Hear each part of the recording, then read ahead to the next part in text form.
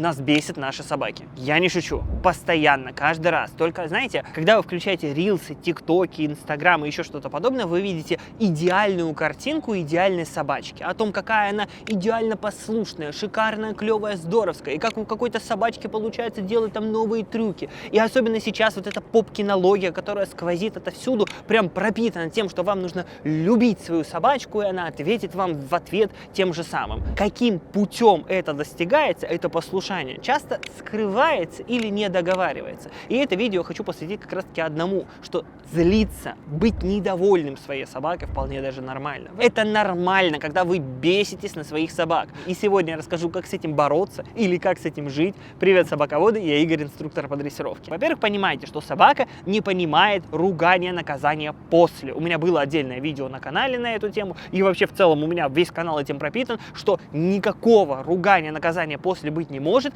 как бы вас ваши собаки не бесили. Иначе говоря, вы можете злиться на свою собаку, вы можете быть недовольны, и это нормально, но не надо ни в коем случае срываться, наказывать, ругать собаку. Это первое правило, с которым мы столкнемся сегодня, это самая важная часть именно в целом повествования моего. И маленький секрет, который я рассказывал до этого только в спонсорских закрытых видео, заключается в том, что наши собаки тоже не идеальны. У них тоже есть проблемы, потому что собака – живое существо. Оно точно так же может быть послушное в какие-то моменты, а в какие-то моменты забивать на вас. Вот, например, я прогоняю уже 10-й раз с ноги, но она все равно кладет голову на ногу. А я понимаю, что это на кадре выглядит не очень красиво, поэтому приходится прогонять опять. Сири, брысь.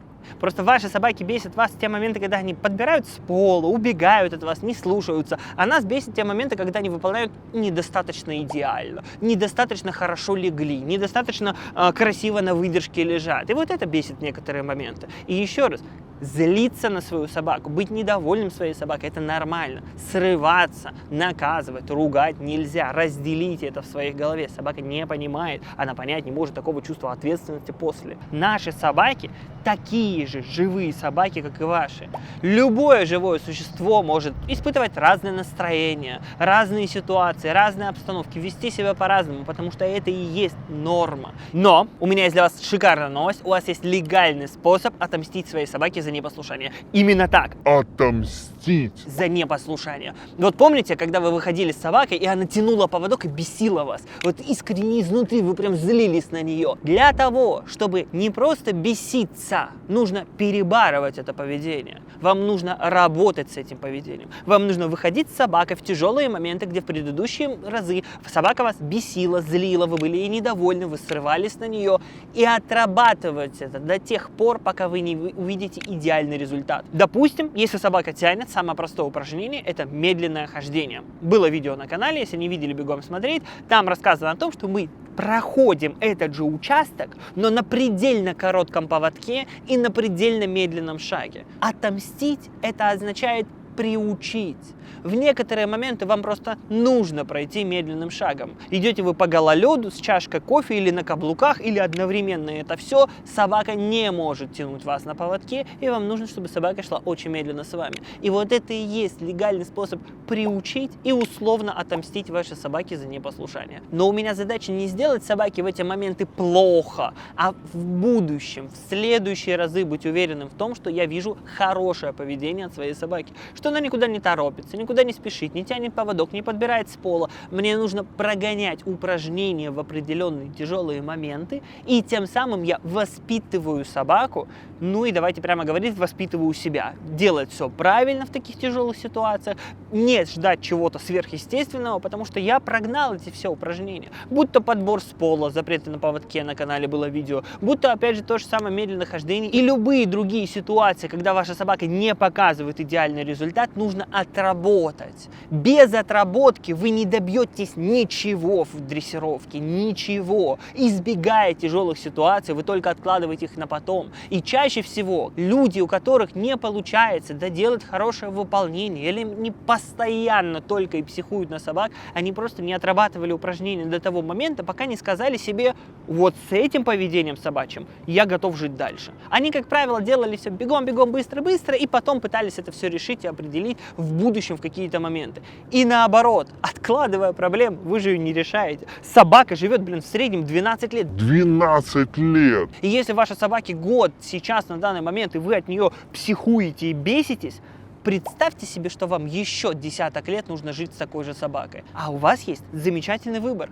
Если вас собака в какой-то момент взбесила, вы недовольны, отработайте упражнения в эти моменты. Это и есть естественный способ дрессировки. Просто когда вы делаете это только на дресс-площадке или только под надзором кинолога, дрессировщика и так далее, вы достигаете результата в определенные моменты. Когда вы берете себе привычку так делать, вы сами становитесь тем самым дрессировщиком. Потому что я не знаю, как можно идти с собакой, если она тянет. Поэтому у меня собаки не тянут. Каждый раз, если они начинают ускоряться, я замедляюсь. Каждый раз они куда-то пытаются потянуться, я наоборот их обламываю. Вижу недостаточный результат, походим там кругами. Вижу недостаточный результат в ожидании, на выдержке, в те моменты, когда снимаем видео, мы откладываем съемку видео. Половина видео у нас идет в брак по одной причине: я недостаточно доволен своими собаками. К сожалению, это факт, и мы люди эмоциональные существа, об этом все видео, собственно, и есть. Но отрабатывая определенные упражнения, вы закладываете себе привычку и привычку собаки, как нужно себя вести в эти моменты. Ждать от них идеального поведения, господи,